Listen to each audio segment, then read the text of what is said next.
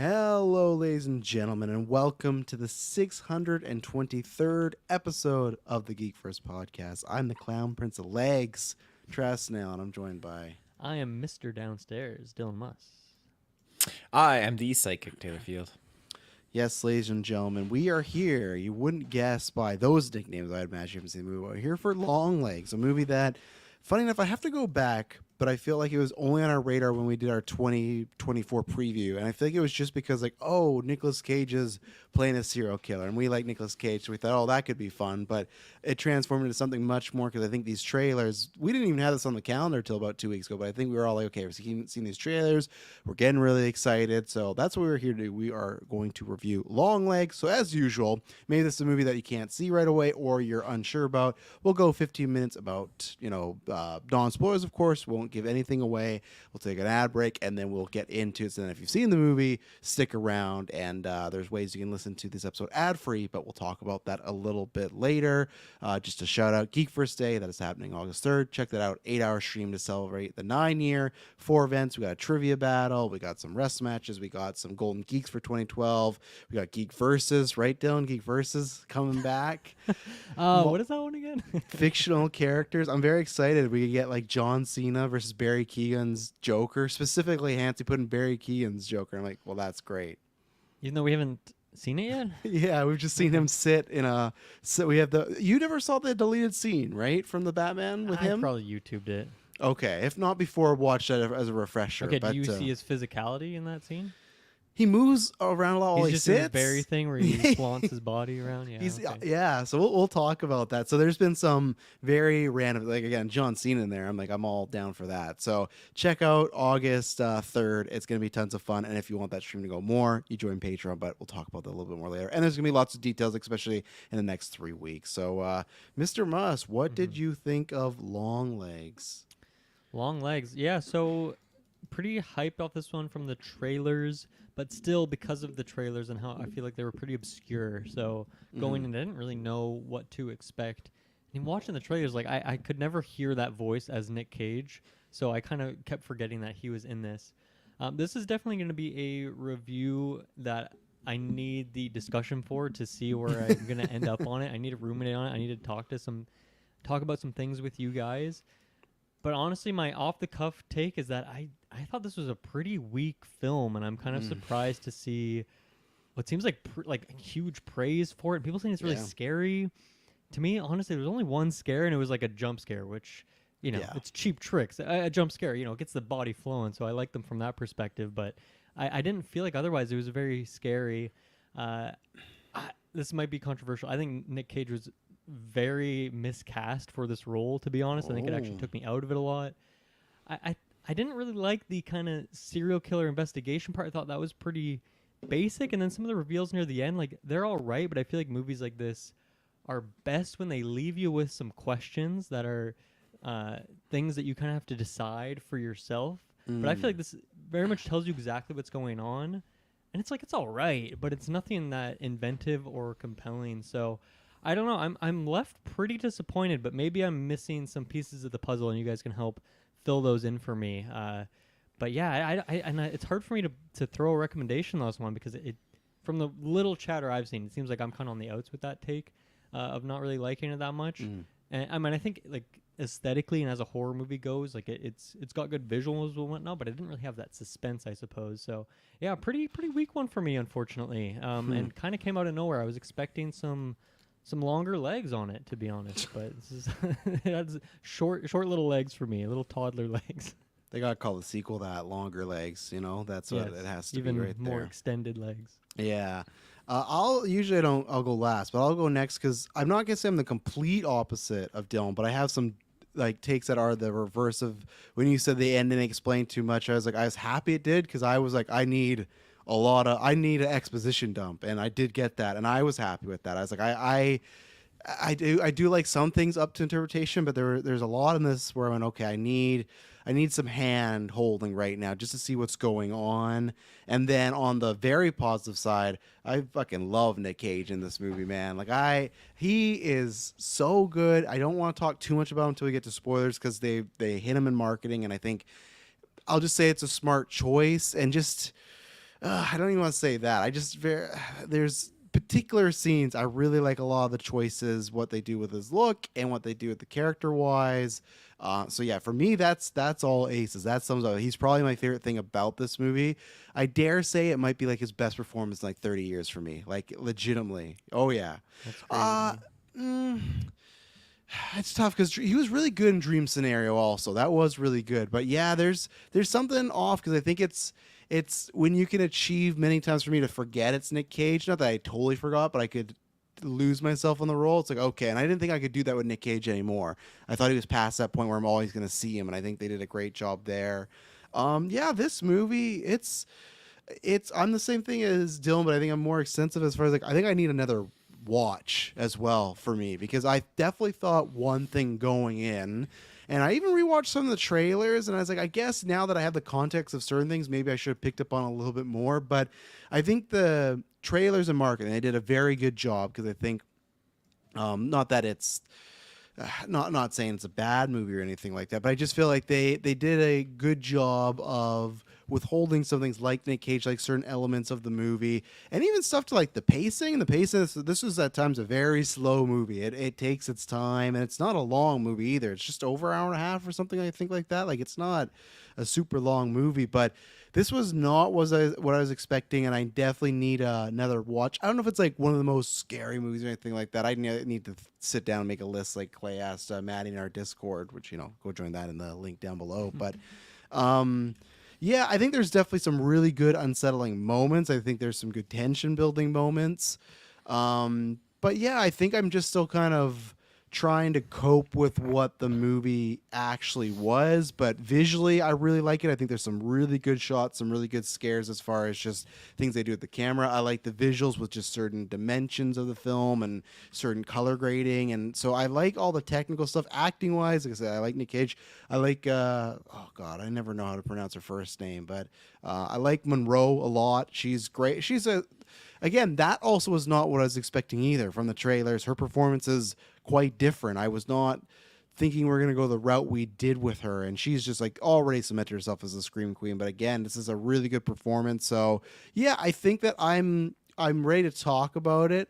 But I definitely think my score at the end is definitely a asterisk TBD, and my more score will be solid when we get to next February for if we talk about this in Golden Geeks, because I think it is a movie that requires some aspect of a rewatch. So yeah, I'm not sure how I feel about this. Overall, I would recommend it. I think if you're a horror fan, you'll like this. I think there is some good scares in here. I think there is. It just feels it's more unsettling than it is scary. I feel like it feels like you're always on pins and needles, and you kind of have like a stomach turning sort of thing. There's a couple jump scares, but I don't think they go overboard, which is nice. I was worried at the beginning. I thought, oh man, this is what's going to be. But no, I did overall. It sounds weird because I did enjoy this. I definitely would pass it. I'd say the grade is like a higher grade, but I need some time to process what I saw here. But I will respect it for being an interesting movie and taking some different leaps, I'd say. And it's definitely not a paint by numbers horror movie, I'd say. So that would be my thoughts. Taylor Field.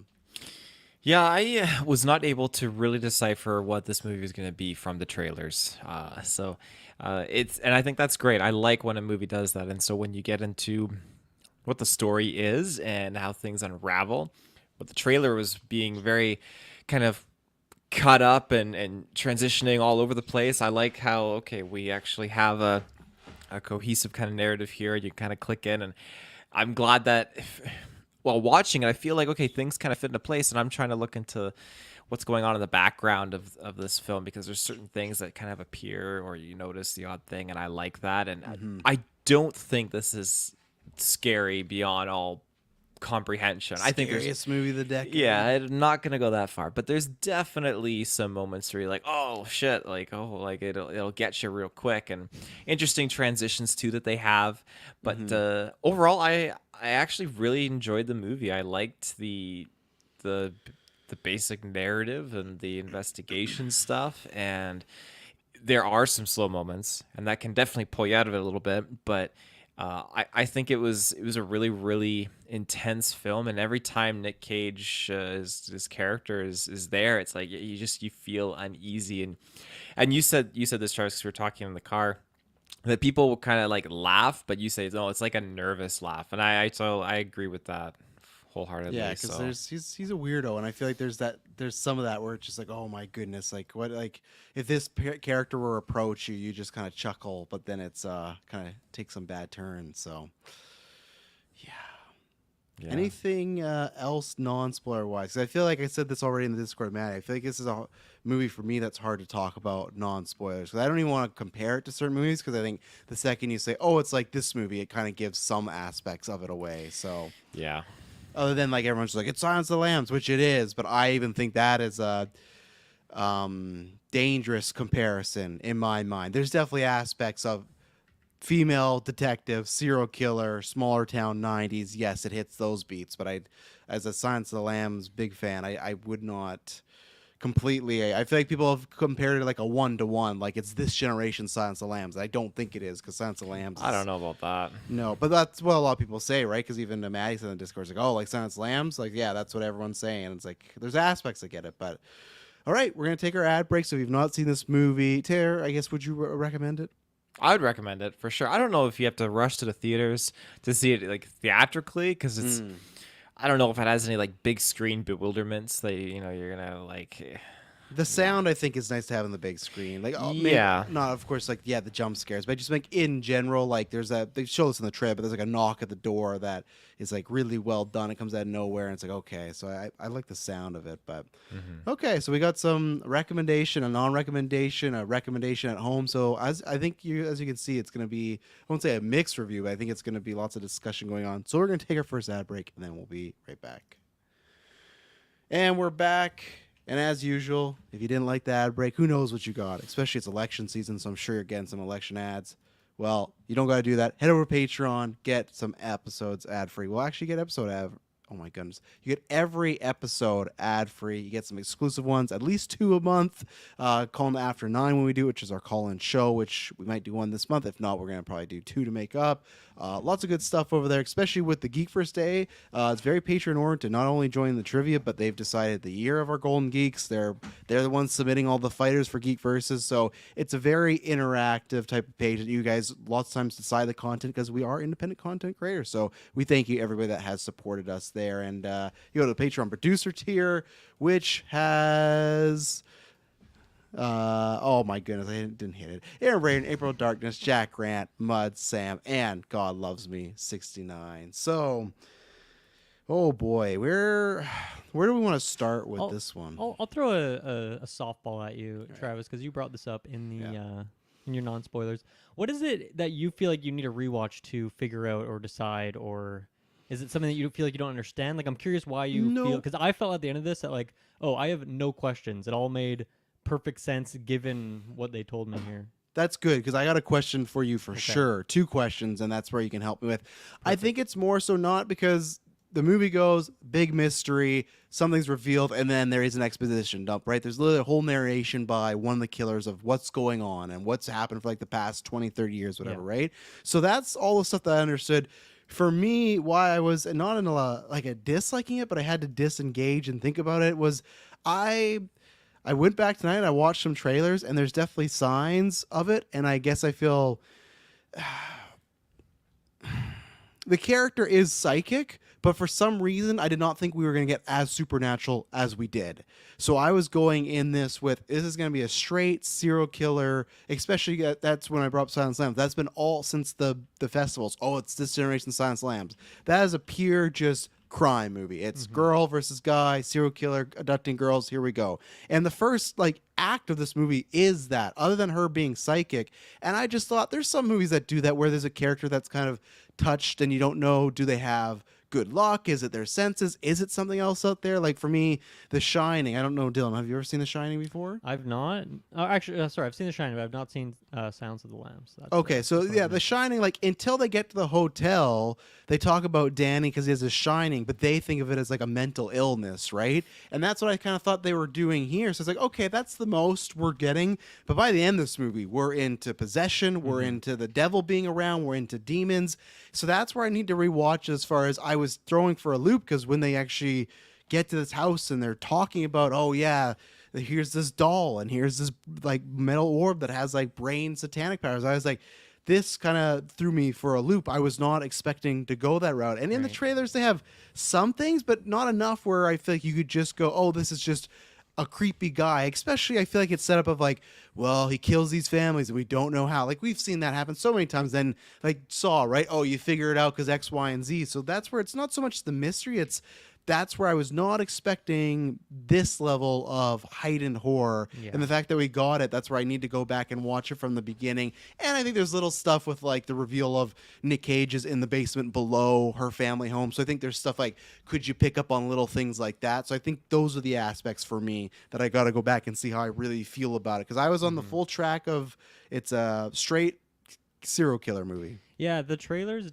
other than like the kind of a serial killer leaving their signs, I feel like they were hyping up this idea of like a parallel world type thing. There was a lot of shots that was like showing Micah's character and then Nick Cage Yes. and like the screaming in the car. But it's like in the movie, there's no that has nothing to do with the story at all. Like that was just a fun marketing thing, and that's where I thought maybe there would be some supernaturally stuff, but that ended up not being the case. But yeah, I think for me, like the devil demon stuff, like that kind of takes away the fun questions, because to me, I have no question about her being a psychic or people with this mind control stuff. It's like, oh, it's the devil doing it. And I think a lot of other movies would do a lot of the similar stuff, but it would be ambiguous enough where it's like, okay, is the devil actually doing it, or are people just thinking that and it's controlling them? But to me, in my mind, there's no question. That's like, oh yeah, the devil can like mind control people or like make them do things, and that's it through like these orbs, I guess. And that's it's not really that fun for me to think about it unless you guys feel like I'm missing something. But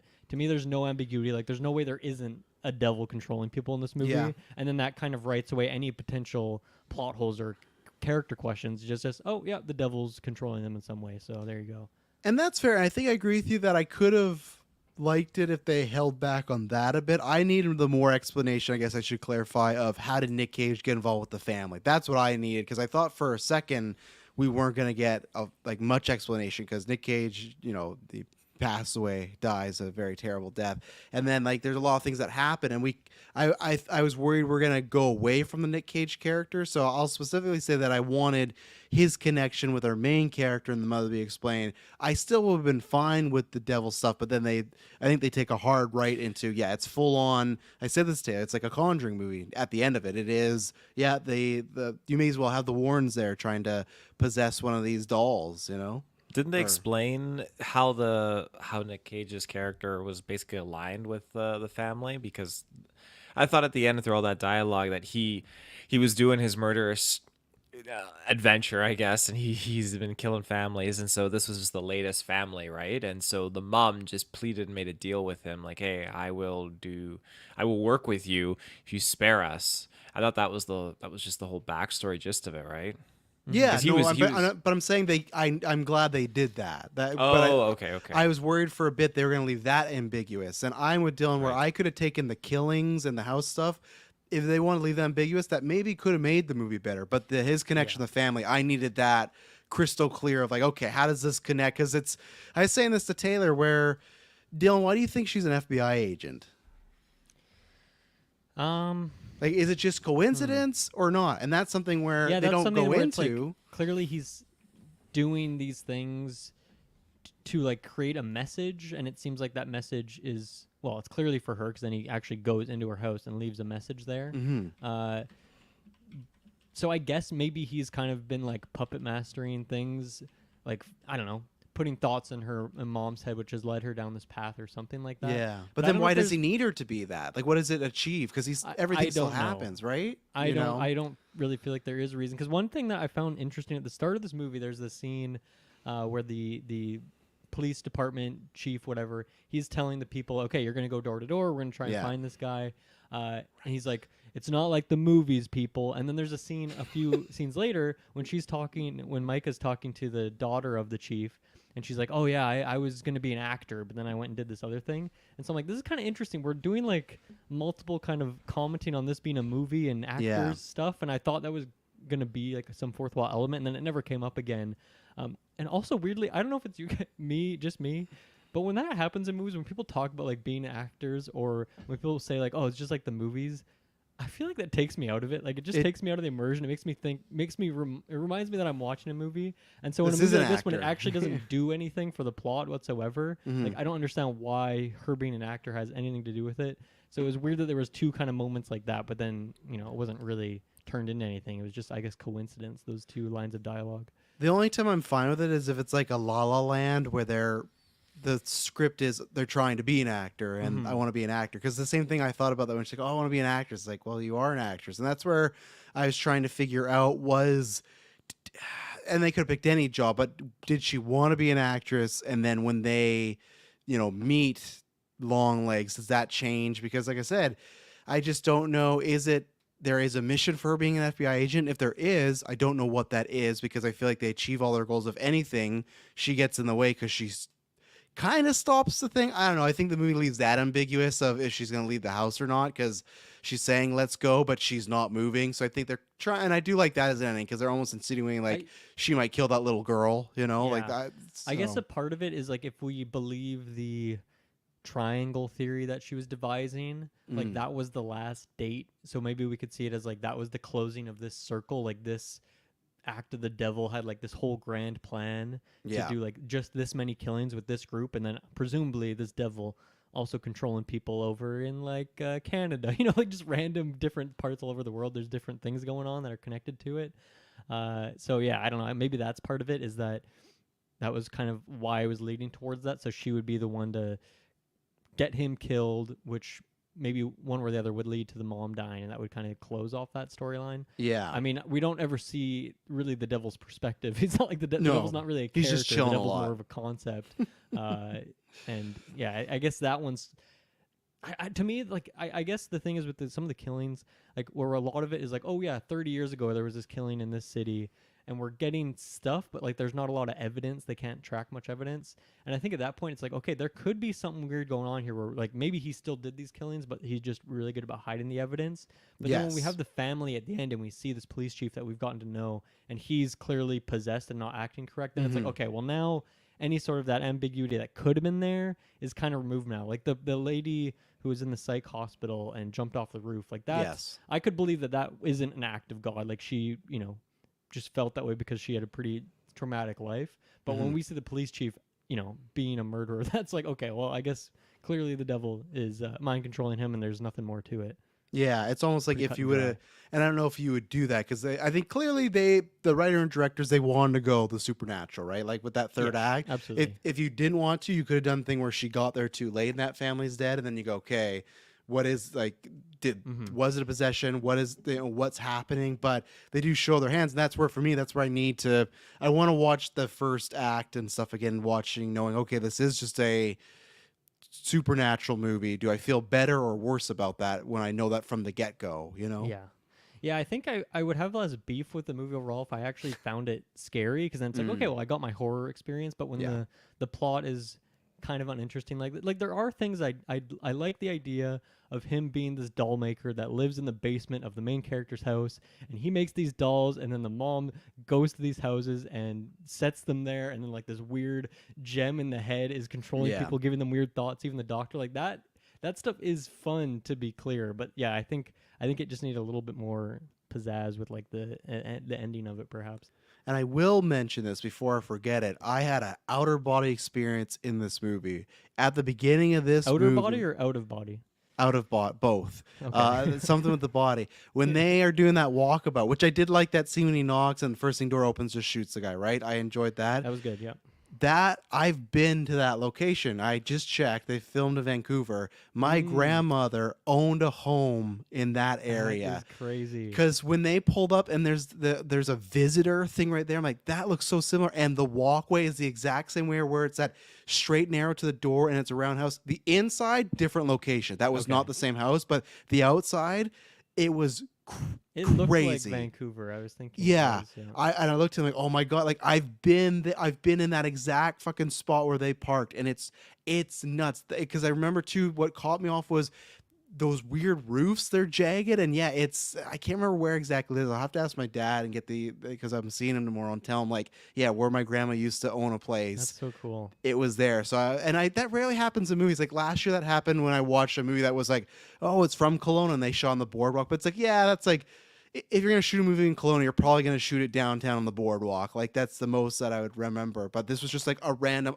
just houses, and it's like, oh my god, I've been where Longlegs Yeah. was or whatever that I was. had The that guy similar was. experience where one of the kills in Final Destination 3 is like a block from where I live right now. Oh, And yeah? I'm seeing it and I was like, that looks so familiar, and going to watch the movie, and then once again it being a completely different building when it is in the movie. It's funny when that happens.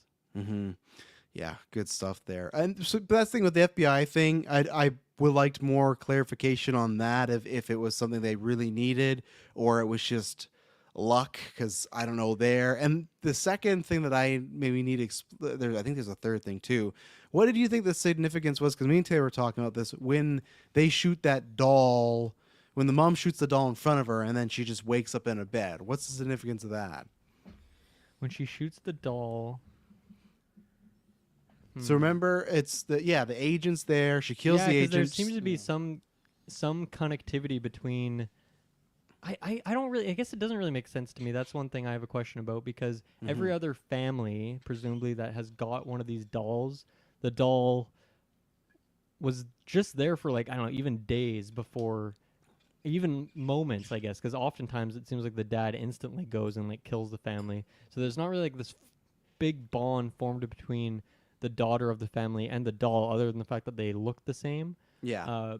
So I guess there's some sort of entanglement between them, but I don't know. I don't really know how meaningful. I guess. Yeah, I don't have a theory for that one in particular. That is because we don't really see another example of that in the movie, other than like the little girl at the end being fascinated with the doll. But then even then, when like Micah's pulling her away, she doesn't seem to object. Yeah. And then the movie cuts, and that's like the end of it. So we don't really know if Mhm. she would have long-term effects of being attached to that doll or something.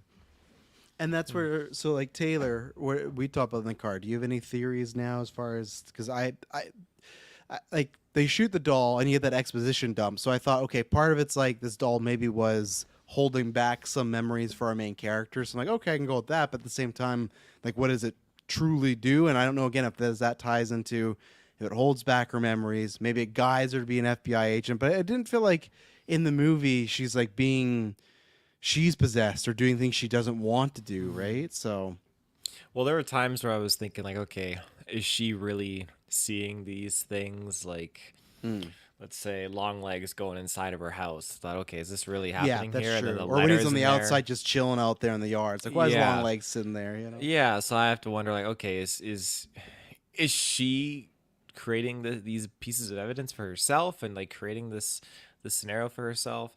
But I think though, and we talked about, I mean, you mentioned already the fact that she just starts getting to remember all these things. You get that exposition on basically her whole childhood. I feel like that's what was rewarded to her after the doll's head exploded, and that's what her mom was trying to give her. So Why would it's the just- mom want to give her that? Like, I guess just because she's still her mom, but then is she just like? I thought it was a bold move to. I guess like if Dylan said if they want to be completed, they're good. But if they still want these killings to continue, bold move not to handcuff the daughter or tie her up because she might come and stop this Right. last occurrence with the police chief I and everything. think what might be happening a little bit is like clearly these orbs that are like the brain, as they call them, Yes. like in the head. It's clearly some like metal from hell, like that's not that's something funky's going on because there's nothing inside of it, but it's Yeah. emitting sound and frequencies, and maybe that's the thing that is giving her Micah a connection with the devil, which is where her like psychic nature comes from. Like that's what gives her this extra sense or something. Yeah. And so maybe when that's shot, it's severing that, which is like this thing in her brain, so it knocks her out. And then after that point, we don't really see anything that would indicate that she still has her psychic powers. We don't see the opposite, I suppose, either, because that's like goes right into the very finale of the movie. Yeah. But maybe that was like severing that connection. I don't know. Not like she was doing anything satanic though, so I don't really know. I don't know what's going on there exactly. Yeah, no, that's something that I'm interested to hear other people's kind of theories about. And that's why, again, I want to rewatch certain aspects and see. Yeah, I don't mind the psychic connections being, I guess, based upon the devil. I'm sure maybe the devil might give you some benefits and whatnot, but yeah, that still was a strange scene for me where she shoots that doll, wakes up, then goes right to the birthday party and everything. But at least I like that they set the birthday party up pretty early in the movie, so it felt like a natural occurrence to me. Of like when they said, I was like, oh right, that that chief's daughter's birthday's coming up. This is going to be a terrible Yeah. situation, and it was so. There's the fact too, like the devil was calling her up on the phone, and then it's like you're late for the birthday. So Right. the devil's like, hey, you need to get over there. So I don't know. Maybe you need a little bit more context, like what this grand plan is. Like they, Yeah. yeah, and even then, like, well, if the deaths don't occur, then both the daughter, the FBI agent, and her mom are going to burn in hell forever. That's how the deal works. And so she At least stopped this is what the devil's saying, right? We don't That's know. what The the devil devil's could saying, be a yeah. liar. I'm gonna say He's been known to lie. I Yeah. think that's a truthful thing, though. I mean, if the devil's saying you're going to burn in hell, I mean, he if would you're know. a good person, he can just decide that. Like I feel like there could be some tomfoolery there from the devil. I feel But like he told can't the just- mom, and the mom's not a good person. The mom's putting demon dolls in homes. Yeah, she could have been a good person, or I guess she would have just died, But I think it's almost more like a deal with the devil in the sense of I don't think if he killed that first night when Longlegs meets them, I don't think if he kills the mom and the daughter, they're going to hell. But I think once that No, mom makes a they're deal, well, they're no. If he kills them, they're not going to hell. But they didn't want to be killed, so they're like, okay, Of just keep course. us alive, keep us alive. He's like, okay, well, if you want to stay alive, here, yeah, as you said, here's the deal. If you break this deal now, then you're gonna go to hell forever. Yada yada yada. Yeah. But still, it is peculiar why the demon just hopped on the phone and was just like, hey, you're late for the birthday party. Although I like that scene when she's trying to get to the phone and you see the demon shadow in the background behind her. That was pretty cool. There's a few times, even rewatching the trailer, it's funny they have that shot of Longlegs sitting outside, like when it's the beginning of the movie and he's at her house and she looks outside and he's just sitting on the ground. In the trailer, you minorly can see like the silhouette of the devil by him. So now when I'm watching, like, oh man, because now I know what to look out for. But they do have the silhouette of the devil a couple times, so I do appreciate that, and I really liked, we have a similar scare. I like these type of scares where it's the main character and the other cop is showing up and they're gonna bring the mom in for questioning, and then she leaves her in the car, and then when they go back to the car, the mom's just standing behind her, but she's like a similar color to the backdrop, so you see her but don't see her, and then she moves. Like, oh, that's good stuff, and brutal way for that cop to go. Yeah, there's a unfortunately, few of so. those shots too where you're looking for something and there isn't actually anything there too. Yeah. So they do a good job of mixing up. Like when she's on the phone in her house early on, and like half the frame is her on the phone, then half the frame is just like the doorway behind her. And so my eyes the whole time were just like trained on that doorway, Yeah. but nothing happens there, and then that's when the knock on the door happens. Yeah. What did you guys think of the kind of I guess Nick Cage exposition dump in terms of the investigation part of it, like the actual detective work and trying to find the clues of the serial killer? Were you guys intrigued by that section? Taylor? I mean, sorry, I had a brain fart. I was trying to like scrub through the trailer here and see what you were talking about, Travis, with the demon things popping up. Can you repeat the question, Dylan? You caught my interest, Travis. So you said you saw it in the trailer. Before Nick Cage does the exposition dump and we as the audience learn all that information, what did you think about the actual investigation in terms of like the serial killer's clues and that kind of step-by-step process? Like was that intriguing for you? I think that some of it was prolonged, and I didn't really pick up on how she knew immediately how to decipher everything. I just assumed I'm kind of like actually like Well, he gave her main the key. agent. So, because what happens Did is he? 'Cause it was yes, just- because in the card, because he sends her a card, and one part of the card is like the usual Longlegs letters where it's a bunch of letters, but then another part of the card had the letters, and then it had Yeah, like the right English underneath letters on top of them. So he gave her the key. Oh. So she didn't okay, really yeah, figure yeah. it out. He gave it to her, and that's She why I probably go at back least to learned like half the letters, and then she could kind of figure it out. from yes, there, I think. exactly, and that's why I went back to like, did he need her to be an FBI agent for some reason? Because why does he need to give her this key specifically, right? So. Okay, that's interesting then. Yeah, no, I think that again, some of those scenes where it was just really, really long, like felt like it was 20 minutes where she is brought in after she does her psychic test, and they have her look at all the information, the evidence, and she's just sitting in this room putting photos down and just like moving things around and whatnot. And then I feel like that's it. I feel like it wraps up with like, okay, we're gonna go get a drink. You can watch me drink. Oh, you're gonna come meet my family, meet my daughter, and that's really it. Everything after that, it just felt like well, it was just presented as is. Another family was targeted. She goes back home, finds a photo of him. So, Because how did that happen again? How did they? Right, because they figure, because that's the one thing she does figure out by herself is the birthdays, right? That they have a birthday on the 14th and it's always within 6 days. And I gotta get the character's name because I really like Blair Underwood. He's been always like a kind of these type of roles or like a bit player and Is he stuff. the police But chief? yeah, the police chief. I'm a big fan of Underwood, so I was happy to have him in here. But him and his team, they look back at all these logs and everything, and right, that's how they find out because she called the police station the day before a 14th, saying there was a man outside, and that's where they're like, "Oh, you got to go see," because it does just seem like not easy, but just like, "Hey, yeah, your mom said something about a weird guy. You should go talk to her," you know. So I liked it for the most part. I agree with Taylor where I think there is. Even though it's not a long movie, I think there's some slowness going on where I don't say they gotta speed it up, but maybe it's just I don't know. There just felt like scenes that it felt like we've hung on just a tad too long. Even if it's just 30 seconds too long, it's like we've gone the point across. And it's not like there's some scenes, it's not that there's creepy music or it's just her investigating or doing some things. So it's just kind of you're with the character. At least I like the choices they did with this character because from the trailers you don't pick up any of that. But she's a very nervous. I think clearly that's what I think they were trying to insinuate the mom, which I enjoyed at first, just trying to show kind of like a hereditary mental illness thing going on between the two that they keep to themselves. They're not people persons. They have very maybe strict anal ways of doing things, and especially like the way she laid her like all the it's on the floor, but just like she already had a method. The second she got that folder, and yes, it could be a detective, but I feel like it's a combo of many things. So I liked that with the character. So at least she was interesting to still watch when she's doing stuff. But even things like the when she's talking to the little girl, I think that's a fun scene. But there's just like 15 seconds of her like looking around and stuff, which it's good, but I think they do that two times too many in this movie at the beginning where I go, okay, I think you could speed this up like a little bit, but it didn't majorly detract, just slow things.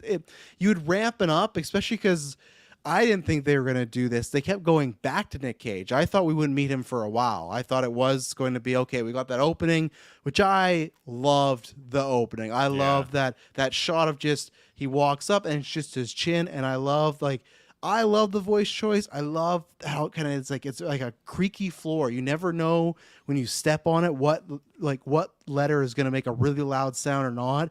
And when he pops in the screen and they cut right before we see his face, it's like, oh, and they show enough of like they give him prosthetics, which I like, and he's swollen. He has this creepy voice. So that's where I thought, okay, we're going to see him here. And I thought he'd be like the main baddie. So we probably won't meet him for a while. But then they'd keep going back to him, and his scenes are always intense. He's always loud. The music's loud. There's jump scares when he's on screen. And then when they go back to Monroe, her scenes are very quiet, sometimes with almost no score. So that's why I don't know if it's like a pacing thing for me that made it feel longer. Like, oh, we're ramping up and okay, right back down. Oh, we're ramping up. Okay, right back down, Yeah, I guess leading into him, I guess I just found him too zany for this role, where it kind of cut the tension of these scenes. Like, for example, when he's yelling in the car, like I just started laughing, which should be a scary moment of like, wow, our serial killer is actually getting like aggressive and loud. But to me, I just found it goofy and silly. Mommy, Daddy, he's screaming. Like, were you laughing or were you frightened? I was uncomfortable. I wasn't screaming okay. like he was, but I was uncomfortable. I was just like, okay, here's Nick Cage yelling again, like he always does, and being goofy. I think it was the way they established it, because I felt uncomfortable because they do this shot where there's this young girl in the convenience store, and he walks in, and you don't get a direct look at him. It's just through the aisle mirror, and you see him just saunter into the back, grab something, and then saunters back up to the front. And again, you don't get that clear vision of his face, but he's doing like the weird hand gestures over his face, saying, I don't even remember what he's saying, but he's being fucking weird. And that sets up like it's uncomfortable. And then yeah, the girl's like, "Oh, Dad, that creepy guy's back, or the gross guy," and then it cuts to him in the car. I'm thinking, man, like, okay, is her body gonna be in the back trunk, and he's just like, "Mommy, Daddy, Mommy," like it's just that set up to leading into that scene. That's what makes it uncomfortable for me. Hmm.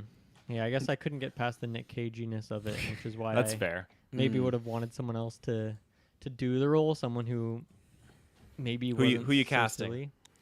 I don't know. I mean, I think I would want it to be someone I don't really know. I'd want it to be someone that I'm not recognizing, being like, "Oh, here's this guy doing this thing that I've seen before." And I think that you could Mhm. pull it off pretty easily with like prosthetics and them looking weird. But then when he just like to me, like the trailer, I thought he had such an interesting voice, and I couldn't tell it was him. And then in this, it was just sounded like he was using his regular Nick Cage voice to me. So Really? yeah, Okay. Because I was that's the where it reverse. In really the didn't work trailers, for I me. was like, oh, this is just Nick Cage being creepy. And then the movie, I felt like it went away from. And even face wise, I feel like I didn't know, other than the eyes, I feel like they did enough stuff to make me not feel like I'm watching Nick Cage. Yeah. I love the swollenness. I love the white makeup. Because I wasn't sure what they were doing at the beginning because he's wearing almost feminine clothing and he's wearing makeup. So I was like, okay, are they going that route? But they didn't. And that's something I like that they didn't explain it. They didn't explain, oh, he has some skin condition, or we see him go Well, get medicine at that pharmacy. My But my theory here is because Oh. at one point when he's in, I think I guess he's in the basement and he's like leaning against, he's like on his bed on the ground leaning against the wall, and he has some posters behind him, Mhm. and some of them are like naked women like with long blonde hair and stuff, and another one is just Axl Rose. Yes. And so I felt like they were trying to show that he was trying to emulate the look of these people that he looks up to. So one, he was trying to look like this, beautiful blonde woman, and so Yeah. I felt like he was probably getting all sorts of fillers in his face to I think so. Yeah. alter his face, and that's why his face looked that way. But then also the rock star element where he's like singing and he's Mhm. like doing that, ha ha ha, like doing some, Guns N' Roses type stuff. So I thought that was kind of a funny little thing where, yeah, they don't really explain it outright, but you can just kind of context clues by looking at his weird environment that these are kind of the people he looks up to, which is weird people to look up to for a serial killer, I suppose. Yeah. But maybe that's what makes it so unique. No, go ahead. Go ahead. I was just gonna say, I think I'm trying to say this in the most positive way, and it's gonna sound like a shot at Nick Cage. I think that Nick Cage sometimes naturally comes off as an odd fellow, I'd say, where to me in this role it parlays as it seems like this is someone with high functioning mental health issues, and that's where to me the uncomfortableness comes in, and that's where it almost relates to the other two characters too, with the mother and the daughter, where he clearly is a smart, I get he's smart to a degree, right? Because he has a certain, has to be this day, and he's making a calendar all these years. Like there's a certain way, but then when he's put in the public around people in certain situations, he can't act accordingly. So I think I like that the Nick Cage isms that we consider kind of weird and funny, I think they play them off as you could look at him as he is suffering from mental illness, and that's where it worked for me. That's where it actually I didn't laugh in like a funny way. I laughed like uncomfortable because it is I've met individuals like that before where whatever it is, whether it's drug use or their personal life or just what happened to them, there's something off, but they don't exactly know that. So when he's like singing to people, I think for him that's just like he's just singing, but you wouldn't do that in real life. And of course, because we know he's killing people, it comes off as creepy, but a lot of times it's just him kind of acting naturally. Of course, I really love the interrogation scene because I think he's full creepy, but even then when they first start talking to him, he's like looking around the room and he's really confused, and I really like the choice of the first interrogation being on the monitor and then them just watching over it. I really like that. So, and the interrogation, like he gets pretty cagey at times, but I was scared of him there, especially near the end when he's very serious, and I actually didn't think Nick Cage maybe had this energy left in him to do like get this worked up. So Yeah, no, I'd agree. It was just terrifying, absolutely terrifying. Even his like end scene too, like "Hail Satan," and then there's like his little kiss. It's wild stuff. When this is kind of going back to the beginning, when the agent goes back home and she locks the door, she does the main lock, and we can see that there's like a chain link lock up top. She does not do that up. Now she goes off, she's sitting at her desk, she's doing her own thing, and then I think at this point, this is when you hear the banging on the door when she's on the phone, and then it cuts to the door, and the chain is now in the door. Now it cuts to her walking to the door slowly. I don't think she sees outside yet and sees Longlegs out there, but it cuts to her walking to the door. When she walks to the front door now, the chain is disabled. And I thought, oh, that's kind of weird. And were they alluding to like ghosts are doing this or what's going I on? saw that too. I saw that too, and Yeah. that was something that made me think, okay, maybe this character maybe she's actually doing some crimes or something because like we're just as the viewer we're not being shown everything that's going on, but there's clearly scenes missing where at some point she went and locked that door again. I honestly think it was just like a Continuity error. That's what I'm error. thinking, yeah. I can't think of anything else what it would signify. Yeah, it's kind of weird. Yeah. I have to watch back because I just remember that it was unlocked. The knock happened, then she locked it. So I'd have to go back and see it because I didn't remember that it was unlocked again for another time. But I guess he got in there, right? So I'm not sure if he like. Well, she left the door open when she went out there, right? It looked like because she went down the steps, it looked like she left that door wide open. When she went back to the house, the doors are still wide open. So someone did go in and obviously do some shit. Yeah, he left her a birthday present, and oh, gee, I hate, like, in the best way. I hate when he called her the almost birthday girl. There's just something creepy about that. The way he would do it with his voice, oh yeah, I was digging that. But oh, I can't remember where I was gonna go next. Like, if someone has a place to go, take me there. Well, I forgot. I'll mention this because you just mentioned the birthdays. And because we were talking about this, and then we ended up talking about Nick Cage for a bit there. But I didn't really like the element of, okay, she's triangulating these birthday positions, and this is like drawing a triangle over the course of all these years on like. I think what weirded me out about it is like I've never seen anyone draw a calendar that way. So I'm like, how is that supposed to be like a fun thing to figure out? Like I've never seen anyone write a calendar like that. So it's weird that she would write a calendar like that. And then somehow it draws a triangle, which is like the most basic shape you can draw. But then somehow that relates to like near the end of this book, there's a picture of like a triangle, but then it also has other things. Yeah. And so that's supposed to signify that the devil is here. It just felt like way too convoluted and didn't really make sense, or wasn't like a fun, like, oh, that's all clicking together now. And so it kind of made this whole rigmarole of finding these different birthdays and how it's like, oh, it's weird. Like it seems like it's related to the certain date, but then like there's variance on it by a day or two here or there. And by the end of that whole sequence, when we kind of had it figured out, I didn't really feel like it impacted me much, just because it felt kind of random and like, you know, we're 40 years into making horror movies. We're running out of ideas. Like, what can we do here? Let's make a weird triangle with a calendar you've never seen before, and that's going to be the solution, even though it doesn't really matter whether or not she knew that, I suppose. I wonder though if that calendar was big in the '90s though, that type of calendar, right? Because this movie does take place then. But for so me, maybe it's something I've never seen before, so it didn't have an impact. So I don't know. I think it's just a way to shoehorn in a lot of symbolism when you look at stuff that's demonic and occult. There's lots of symbolism involved in that, and I was even reading it as well that when you look at the 6 days, get away from that book. The 6 days that are kind of spaced out from when the deaths would occur. I think then they're relating to like this number 6s that you see in that triangle she's doing and all that. And so again, I think it's just the symbolism, and they're trying to create that aesthetic and that atmosphere to our character kind of seeing what's going on and feeling what's going on. And I guess it gives them, it's as a plot point, it's supposed to give them that, okay, the 13th hasn't been filled out, so that's the one they're trying to avoid, but then they don't avoid it. Because was I wrong in thinking that girl that kills herself, is she the girl from Sabrina? Or was I wrong on that? She looked familiar, but I couldn't place it. I haven't seen find it. Sabrina, though. It's like Gina Krypton, or Gina Crypto. Kerna Shipka? That's who it is. Kerna Shipka. Kieran Shipka.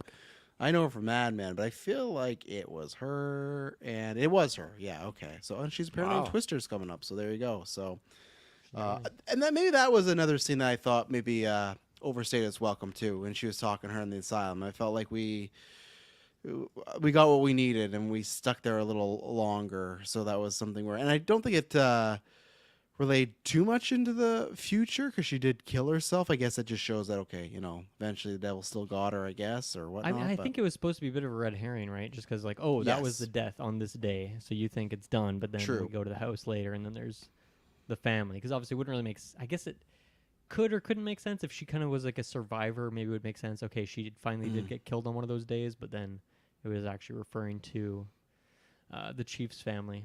Yeah, and I also think it's like a double red herring because I feel like at the beginning they're trying to make it seem like could she be the accomplice? You know, she's last left Right. and he went to talk to her, which it's funny in the first 20 minutes they really give you almost everything you need as far as that first scene is Nick Cage and you wouldn't know it, but it's a young version of our character. They set her up as being psychic, so right away they go, "Oh, this is a supernatural movie, even if it's a little bit still supernatural." And then with oh gosh, they talk about uh, I think I can't remember when the bar they're talking about his obsession with dates or whatever it may be. Mm. There's some line, and then she's like, "Oh, kind of like Charles Manson," and he's like, "Well, Charles Manson didn't work alone." It's like, "Yeah, accomplice." So like right away, she was right on that. I thought they were saying that because that it was going to be different because he's doing things like a cult killer, but he doesn't have a cult, but he did. So really, when you think about the first act of this movie, they do really show you what is going to happen. I just again was not expecting some big jumps here, Yeah. but. One thing I really like too is that opening scene, which is the young girl and Longlegs in the yard there, the snowy yard. And then so at first you're like, okay, obviously this is Micah's character. But then later on in the movie, I thought it was actually Carrie Ann that was that flashback of the scene. But then it flips and eventually reveals that it actually was Micah's character. I know Oh, it makes an actor and character yeah. names here. So I thought that was kind of a cool untwist of that. Oh, really? So from the first time you saw a scene, you thought it was Micah? Because I didn't think that till later on. I just thought, oh, this is some. I assumed it was. Oh, really? Okay. Yeah, because I didn't think our character was I was going like, to have she a. must have blocked this out or something, but like eventually she'll. I'm with you, They'll Dylan. evolve. That's what I kind of felt too. So yeah, I thought it Really? was cool Yeah. that they flipped it on me and then unflipped it later. Yeah. No, I didn't think they were going to have any connections. That's why I was like, oh, it's just some random girl or something like that. But no, it was her, and then yeah, that was the deal with the devil moment and everything. So. Mm-hmm. Yeah. Oh, there was what I had another question. I think I wrote down here that I had. No, we covered that. It was her being psychic. I guess it was we talked about. That's what we think that could be because she might have had some connections to the devil, and I guess she's using that against him. I guess not probably what the devil wants and everything. And I did. Oh, and Taylor, I did. Where I was gonna. It's like Ghost Rider. Using Exactly the devil's like powers Ghost Rider. against. They got the actor from it too.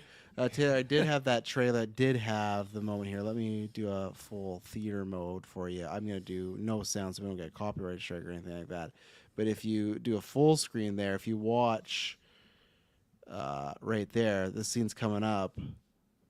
Hang on. And then see, look, you can see. Oh, right behind. Yeah, you can see it. And it's in the shit. trailer, but I feel like I never noticed that. So again, and I think also when you're watching a trailer, it looks like it could just be smoke moving, right? Like Yeah. in the background. But Ooh. that they do that Or I multiple wonder if times it's in the trailer movies. edit. Could be. Though also whenever the dolls had the black cloth over and the yellow eyes would peek through, That's freaky shit. That was scary. Yeah, that was scary to me. And honestly, anytime we went into the boxed mode and it had that filter, all cool visual stuff like that. They released that poster, but that fucking woman giving herself a self C-section again, that's just unsettling. There's something about it I don't like seeing. And they just cut to her stabbing the doll in the stomach, and then that moment when the mom's going to talk to the doll and the dad hits her, and then he walks away in her hands, but he comes right back, like all that stuff. And that's where I think like visually and artistically, like I got a lot of points for this movie because a lot of the imagery, just some good driving scenes Great when camera she's work, yeah. So that all that stuff lighting. really delivered. And anytime we were in that box mode, I was like, that's when I was on pins and needles. Like, oh man, what's gonna happen here? And then anytime we were on a Nick Cage close up, that was getting me too. So. That woman stabbing the doll, I felt like it was like an Outlast trial scene or something like that, which is just There's a sounding few. Yeah, it does aggressively. Nick like Cage gave me some Outlast Trials isms in here, just the way he would scream and stuff going on. Like some DLC. yeah, I felt like he would have been in one of those wards. He came you know? to Dead by Daylight, so what Yeah, to stop that's him from coming to? They got to get Outlaw? Longlegs in there now too. Like they got to Yeah. get him running around with his outfits and hair and makeup and everything. So yeah, and brutal death for Longlegs. He commits suicide by just smashing his face in there. Gashed his whole nose and jaw wide open. See his, Jeez. see his How do you have to? bone, his nose bone. Never want to see the nose bone. You know. Do you know exactly what he said at the start? Because I was trying to remember when he's like, "Oh, I brought my long legs today." Is that what he said to? He did the say, girl? yeah. I Okay. think because he's just talking about being cold, and then when he fucking goes down on that. Oh God, that's gonna stick with me. I can't wait to watch that again. That opening scene that got me. There's something about it. I think it's because it's also just to do with kids. You know, when it's the adults, you uncomfortably laugh, but when you have this character being very creepy, approaching a child who's very impressionable and might not know better, and he's doing the whole thing of you run a contest and it's a toy, and it's just like, oh, it's just horrifying to think about. And what a creepy guy, you This know. is like cuckoo around the corner. Cuckoo. Yeah, Like, yeah. oh. And he didn't really get his comeuppance, you know. Like in his mind, he did his plan. It all went to work. They didn't kill him. He killed himself, you know. So like it all worked out for Mr. Longlegs. So Someone randomly did a cuckoo from the back of the theater during the movie. oh God, It I wasn't don't really like that. It didn't creep me out. It would have been fun if it did, I think, but Would it creep you out if you looked and you seen a cage in there, full yes, makeup that and would have everything? been like that? terrifying. Yeah. Yeah. Do you think there is a chance that the roles could have changed, where maybe the devil just thought like, okay, this Ruth, this lady, this mom, don't need her anymore, and all that they need to do is they need to sit there and witness the deaths, and so it was kind of weird how the agent was trying. She had the little girl and she was trying to shoot the doll, but it sounded like it was just clicking. So either I'm assuming she was out of ammo or something else could have been happening. But what I'm trying to get at is maybe the devil wanted the agent to get there and let the mom die, because either way, however you look at it, the agent that was there, she witnessed all the deaths still, and so that kind of keeps it in line. And I doubt we're going to get a sequel or anything like that, but it just feels like the devil still got what he wanted by keeping them a witness there. So I think so. And like I said before, I still think, you know, if you're looking, the mother's a bit older, you might need a replacement.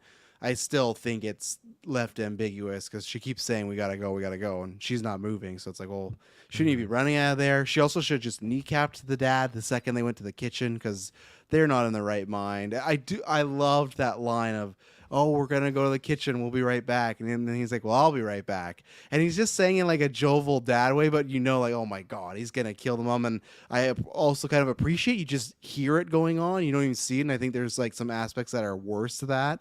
And I know it's her mom, but I would have been shooting my mom right away. If my mom's doing this stuff, she should got a headshot right when you get in there. You kill the mom. You don't know what's going on. You don't know what witchcraft your mom's into. It's time to go, you know? So, yeah. Anything else specifically that we didn't talk about or cover? I guess just a quick shout out. One, Lee Harker is a cool ass name. I really like that Yeah. name. And yeah, I was feeling, I guess, through the first half of the movie, like, oh, I was excited to see this actress in something after It Follows, right? But I feel like, okay, she wasn't not really doing much. She's kind of just like straight faced the whole time, not really any degrees of acting here, just delivering the lines in a very simple way, which is obviously like how it was directed, how it was supposed to be. But I think near the end she got to do a bit more, whether it's just seeing everything unfold with her mother and her reactions there. I thought it was actually pretty impactful, especially when you have a character who's so stoic the whole time. When she was with her mom and she chuckled a little bit. Just something based on when her mom said, this is before all this crazy shit is going down. Yeah. But it kind of just like, I don't know, it's like a heartwarming moment just because she's been so stone faced that whole time. But yeah, I thought near the end of it, she did some good acting chops. But I guess I wasn't as blown away as I was expecting to be. But she still did a decent job here. Yeah. No, I really enjoyed her in this one. And you mentioned something we didn't talk about. I did like again, I didn't think there was going to be any connection when she has those few calls with her mom. I thought it was just to show that her mom is also might be on the spectrum on some certain things. And that was about it. But now even those lines when she's like, oh, I was used to be a nurse and I've seen some nasty things. And now thinking in retrospect, it's like, oh yeah, she certainly has seen some nasty things over her years, So it's not good. And even then I just the way they would just like greet each other. She would say, oh yeah, this is your daughter. Like, yeah, your only child daughter. It was a odd thing. We never really got much info about the father in this scenario. I was very happy. I was worried they were going to make Nick Cage the dad, and I didn't want them to go that route because I feel like that's always like a just an easy, just lever to pull in these horror movies is all. But they still kind of, I guess, I didn't want that, but then they still just made the other killer her parent. So they still kind of did what I didn't want, but they did it in a different way that I think I was still fine with, as far as, oh, well, it wasn't that she's been a killer this whole time. She got forced into it by Nick Cage. She still, made the deal. So it's still, again, kids out there, if it's death or making a deal with the devil, always pick death. The deal with the devil, not going to get you anywhere good. Yeah, it's no good. That's a lifetime agreement of, because when does it end? I guess when the cycle ends and then you're Not free? even lifetime. And then you have to go to hell probably. Yeah, it's afterwards. eternal damnation. Well, I think you'd only go to hell if you break the rules, right? I feel like But if you die, you can't fulfill the rules anymore, right? That's true. So I imagine her mom's burning it up big time. Oh yeah. Oh yeah. Does Nick Cage though? Because he died What before. did the detective say at some point? He's like flowing like hot lava, something like that. That's what it's Yeah. like down Oh, there. Nick Cage is going to whatever heaven hell has. I'm sure hell has their own heaven level. I guess, but he died going to before it was party. complete, which that was odd. Where we spent, to me, in that first act, a little bit of the second, some time on scenes. I thought, oh, we could be done here, but then when they're like, well, we gotta. She gets a photo of him. She gives it to the chief and says, oh, well, this is the guy. He's like, you sure you want to do a manhunt? She's like, yeah.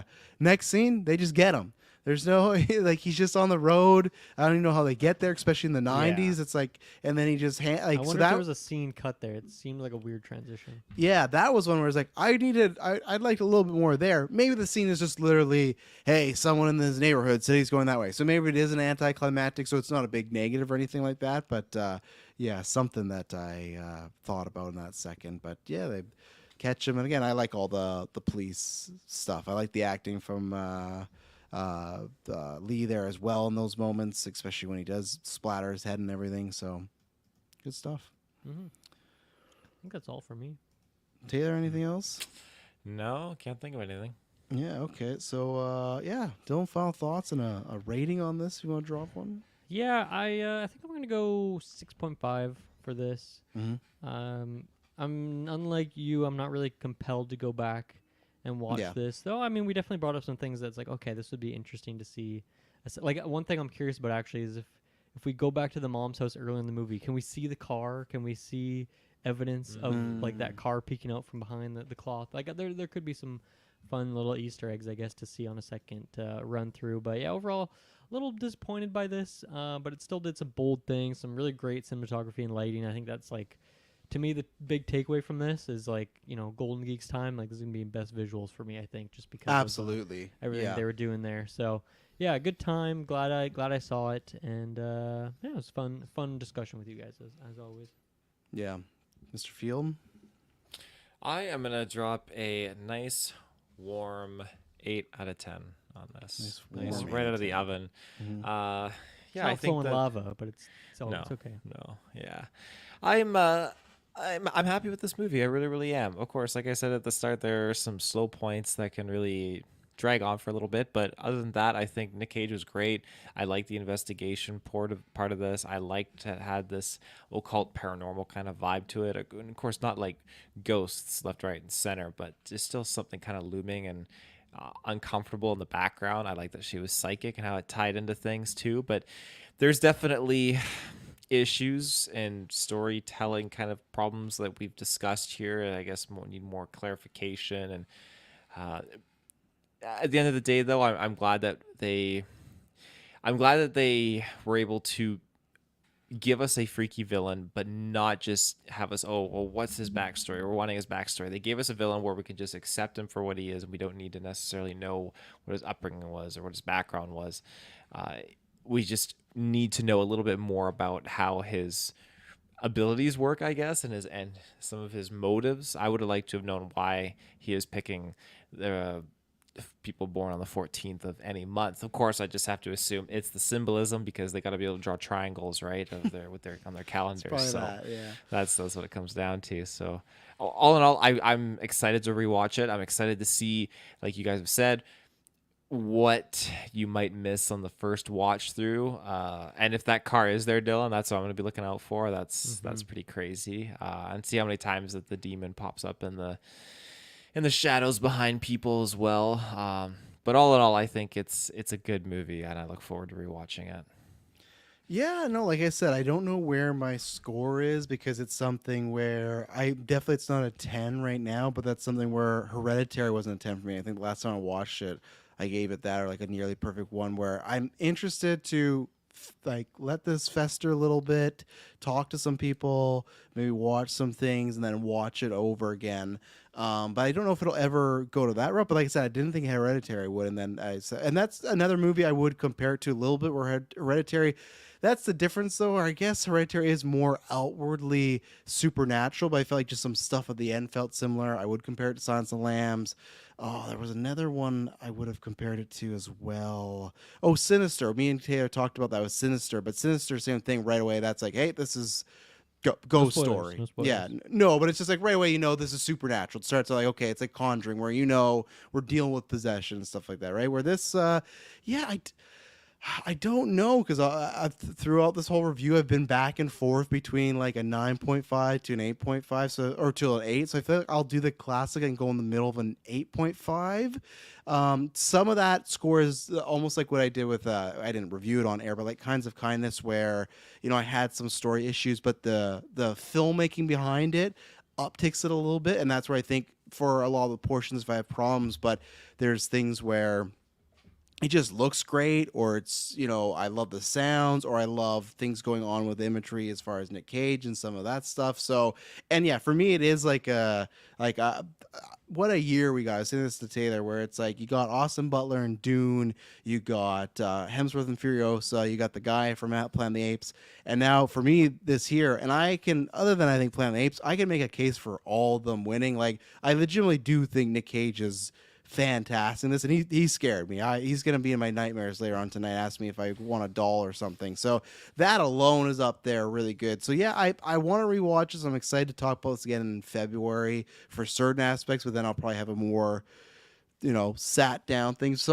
like I said, I'll go with an 8.5 for now. Even saying that feels like it's like low. Like I want to get to that like 9. So it's tough. Like I'm somewhere there, but I need some more time with this one. But I'm definitely on the higher spectrum of it. So yeah, no, but also I will say, and that's one thing when I said I want to rewatch it, wasn't expecting the twist.